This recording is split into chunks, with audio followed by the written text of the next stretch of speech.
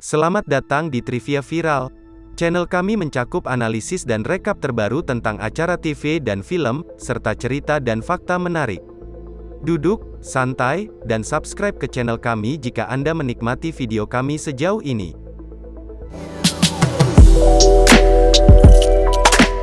Yang pertama terlihat adalah seorang wanita tua yang menyatakan ayahnya adalah seorang petani, tetapi tidak memulai seperti itu.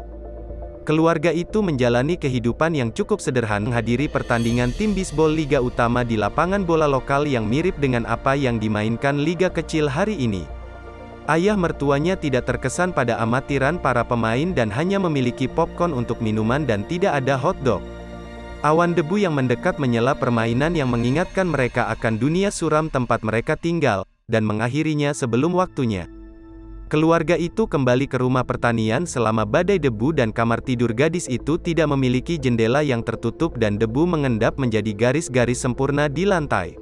Dia menghabiskan hari berikutnya mengemudi kerokis dan putrinya menyelinap ke truk untuk ikut dengannya.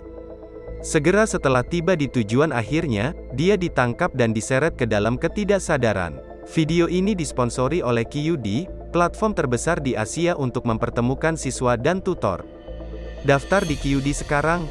Ketika dia bangun, dia berada di sebuah ruangan yang diinterogasi oleh robot berpenampilan aneh bernama TARS. Dan bertemu bos lamanya dari NASA, ditambah putrinya yang cantik. Tidak ada yang yakin bahwa dia hanya tersandung ke tempat itu secara tidak sengaja dan bosnya percaya ada kekuatan yang membawanya ke sana.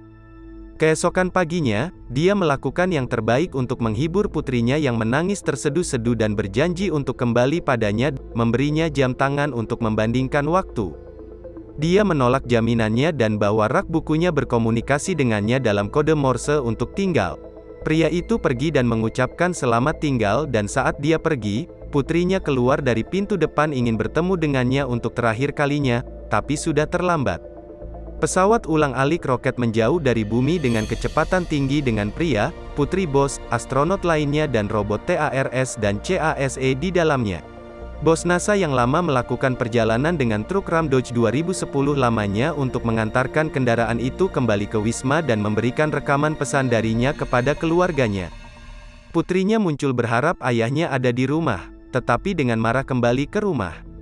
Dia memberitahu bos tentang bagaimana dia membodohi gurunya. 2 tahun kemudian, meninjau pesan video.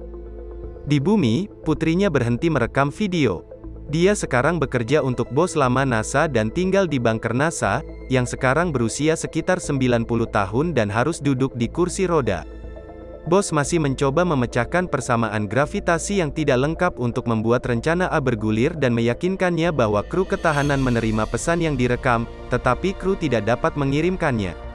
Putrinya kembali ke wisma lelaki tua itu bersama saudara laki-lakinya, yang adalah seorang petani. 1 atau 2 hari kemudian, putrinya kembali ke bunker NASA dan mengetahui bosnya sedang sekarat. Bos lama meninggal. Dia mengirim pesan video ke putri bos yang memberitahu dia tentang kematian ayahnya dan memintanya untuk mengatakan yang sebenarnya bahwa semuanya palsu. Kru Endurance berhasil mencapai Mars planet beberapa bulan kemudian. Planet ini selalu dingin, tertutup gletser, dan memiliki atmosfer beracun metana yang dipenuhi awan es. Temannya, yang telah tertidur selama lebih dari 35 tahun, dibangunkan oleh pria itu dan mengalami gangguan mental dan lega dia diselamatkan. Dia menceritakan kisah dunia yang dingin, tetapi indah.